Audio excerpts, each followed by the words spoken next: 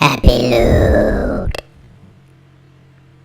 Hi all, I'm back and this time I'm going to do a comparison of the Corsair FPS-oriented gaming mice, Harpoon vs M65 Pro RGB. In this review, I'm only going to highlight the differences. Product links are in the description below. Check out my separate reviews on the Harpoon and the M65 Pro RGB in the description if you want a meatier review. Are you in the market for a new gaming mouse? Do you mainly play FPS or hack and slash type PC games? Well, look no further. In this review, I will be comparing Corsair's $30 Harpoon, the low-end mouse, with the high-end M65 Pro $60 mouse. Based solely on price and specs, you could be tempted to think to yourself that it's a no-brainer. M65 Pro is the clear winner. Let's find out if that's really the case. The main difference between these two mice are materials, weight, DPI settings, RGB lighting, and the number of buttons. Let's start with the fit and finish of these mice. Even though the Harpoon is made of plastic and rubber, it still feels good in the hands. Whereas the M65 Pro is made of plastic, aluminum, soft touch materials. This gives the M65 Pro a distinct advantage in terms of the premium feel. The issue with this is that the M65 Pro still weighs more at its lightest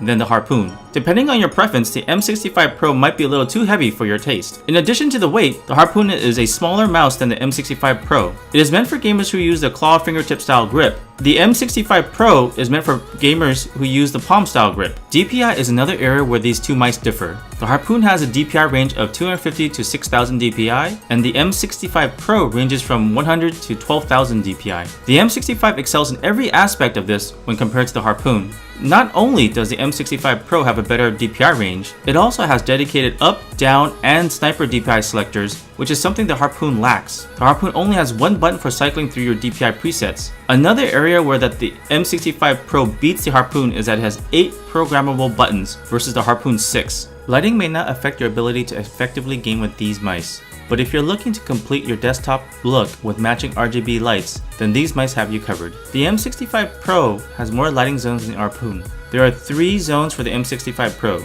scroll wheel, DPI selector, and palm rest. The Harpoon only has 1 on the palm rest, and that lighting zone also doubles as your DPI selector indicator. Thankfully, the DPI selector lighting zone on the M65 Pro is not covered by your palm and is easily viewable without interruption. As for gaming, I tested them on Diablo 3, The Division, CSGO, and Rainbow Six Siege. During my playtesting, the Harpoon and the M65 Pro performed very much the same in Diablo 3 and The Division. The extra buttons and the wider DPI range did not help the M65 Pro outperform the Harpoon in these games. Where the Harpoon did suffer was when playing games such as CSGO and R6 Siege. Having the ability to easily switch between DPI presets gave the M65 Pro an edge over the Harpoon. In conclusion, if you're a right-handed FPS gamer with a claw fingertip style grip who plays mainly games like Diablo 3 and The Division, then the Harpoon is your mouse. On the other hand, if you also play games such as the CSGO and Rainbow Six Siege, then the M65 Pro is going to be your mouse. It's up to you to decide if an extra $30 is worth the higher DPI, extra buttons, added weight, and the palm grip style of the M65 Pro. With that said, my own personal choice would be for the M65 Pro mouse. I like the materials, the feel, and the weight of the mouse. I also tend to be a palm grip style player, so this mouse fits the bill for me.